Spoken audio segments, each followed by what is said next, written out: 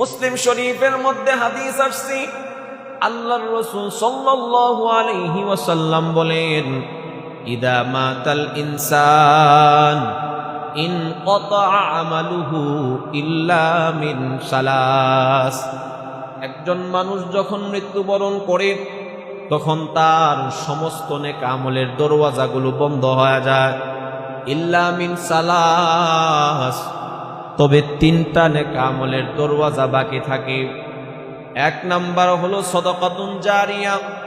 কোন ব্যক্তি যদি দুনিয়াতে থাকা অবস্থায় আল্লাহর রাস্তায় দান সাদাকা করে যায়, জনকল্যাণমূলক কোন কাজ করে যায়, এটার সওয়াব তার মৃত্যুর পরেও কবরের মধ্যে পৌঁছাইতে থাকে।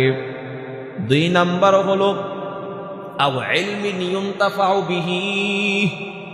বান্দা এমন ইলম মানুষদেরকে শিক্ষা দিয়ে গেল যে ইলমের দ্বারা মানুষ উপকৃত হইতেছে, এর সওয়াব মৃত্যুর পরেও বান্দার আমলনামার মধ্যে পৌঁছাইতে থাকে।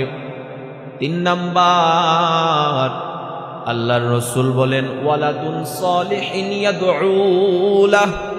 নেক সন্তান কেউ যদি দুনিয়ার মধ্যে রেখে যায় আর তাদের মৃত্যুর পরে নেক সন্তানরা যদি তাদের জন্য দোয়া করতে থাকে, তাহলে এই নেক সন্তানের নেক আমলের সওয়াবও আল্লাহ রাব্বুল আলামিন বাবা মার কবরের মধ্যে পৌঁছাইতে থাকে। মুসলমান ভাইরা আমার, এই জন্য সন্তানকে দ্বীনি শিক্ষায় শিক্ষিত করা, সর্বপ্রথম সন্তানকে কোরআনের শিক্ষায় শিক্ষিত করা। এরপরে আপনার ইচ্ছা মতো আপনি তাকে ইঞ্জিনিয়ার বানান, ডাক্তার বানান, কোনো সমস্যা নাই, কিন্তু আপনার সন্তানের প্রাথমিক শিক্ষাটা যেন কোরআনের শিক্ষা হয়।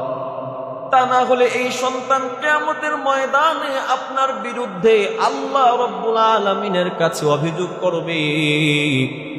সন্তান ডাক দিয়ে বলবে, ক্বালু রাব্বানা ইন্না আতানা সাদাতানা ওয়া কুবারানা ফাআদাল্লুনাস সাবিলা। সন্তানগুলো আল্লাহর ডাক দিয়ে বলবে, মালিক, দুনিয়ার মধ্যে আমরা আমাদের বাপ দাদাদের অনুসরণ করেছিলাম, তারা আমাদেরকে ভুল পথে পরিচালিত করেছে, কোনটা সঠিক কোনটা বেঠিক শিক্ষা দেয় নাই, কোনটা জায়েজ কোনটা না জায়েজ আমাদের মা বাবা আমাদেরকে শিক্ষা দেয় নাই। শুধু কিভাবে দুনিয়া অর্জন করতে হয় শিক্ষা দিয়েছে।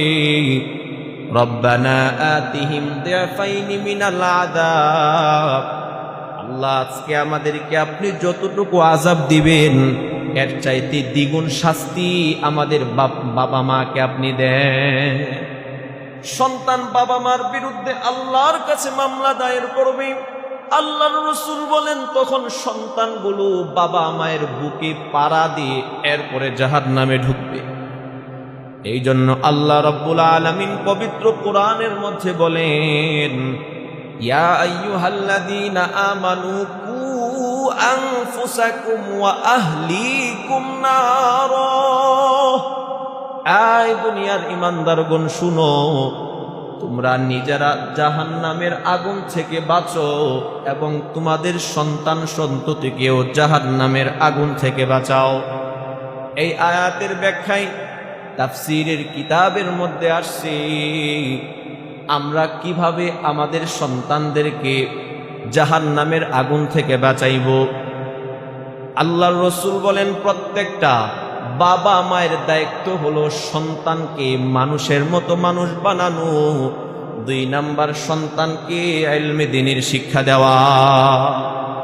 আজকে আমাদের অভিভাবক যারা আছে মাথার মধ্যে ঢুকেছে, আমি মারা গেলে আমার সন্তান কিভাবে চলবে, আমি মারা গেলে আমার সন্তান কিভাবে খাইবে, এই চিন্তায় ডানে বামে তাকানোর সময় নাই। শুধু টাকা ইনকামের পিছনে আমরা দৌড়াইতেছি, অথচ এদিকে আমার সন্তান নামাজ পড়ে না, মুখের মধ্যে দাড়ি নাই, সারাদিন শুধু মিথ্যা কথা বলে, বিড়ি সিগারেট খায়, মায়ের কথা শুনে না, সারা রাত্র মোবাইল চালায়া সকালবেলায় 10টা-11টার সময় ঘুম থেকে উঠি। সন্তানের এই অবস্থা। অন্যদিকে আমি বাবার মাথার মধ্যে টেনশন, আমি মারা গেলে আমার সন্তানরা কিভাবে চলবে। মুসলমান ভাইরা, আমার দিলের কান দ্বারা কথাগুলো বোঝার চেষ্টা করবেন। যেই সন্তান নামাজ পড়ে না, যেই সন্তান মা বাবার কথা শুনে না, যেই সন্তান সারাদিন শুধু মিথ্যা কথা বলে, আপনি যদি আপনার এই সন্তানের কল্যাণকামী হইতেন, তাহলে আপনার সর্বপ্রথম চিন্তা থাকতো, আমার এই সন্তানটারে আমি কিভাবে জাহান্নামের আগুন থেকে বাঁচাবো।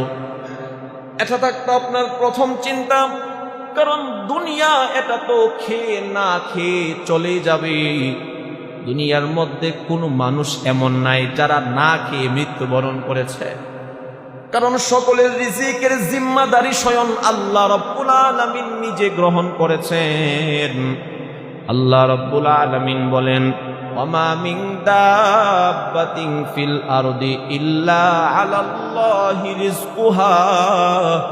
শুধুমাত্র দুনিয়ার মানব জাতি নয়, বরং পৃথিবীতে আল্লাহ রাব্বুল আলামিন বলেন, আমি আল্লাহর যত সৃষ্টি আছে সমস্ত সৃষ্টির রিজিকের জিম্মাদারি আমি আল্লাহ নিজে গ্রহণ করেছি।